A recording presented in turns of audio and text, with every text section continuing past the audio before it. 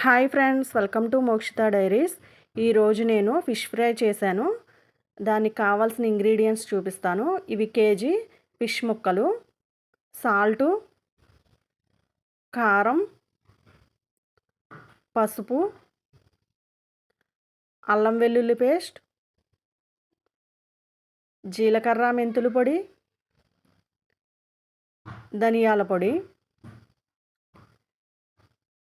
వీటన్నిటిని వేసుకుని కలుపుకోవాలి. 1.5 స్పూన్ సాల్టు,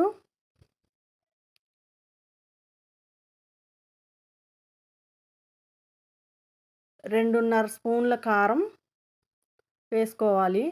మేము కొత్తగా కుకింగ్ ఛానల్ పెట్టామండి. మా ఛానల్ సపోర్ట్ చేయండి, లైక్ చేయండి, ప్లీజ్ సబ్స్క్రైబ్ చేసుకోండి, మాకు సపోర్ట్ చేయండి. 1/2 స్పూన్ పసుపు, 1.5 స్పూన్ అల్లం వెల్లుల్లి పేస్ట్. ఇటు ఆంధ్ర స్టైల్ వంటకాలు, అటు తెలంగాణ స్టైల్ వంటకాలు చూపిస్తామండి.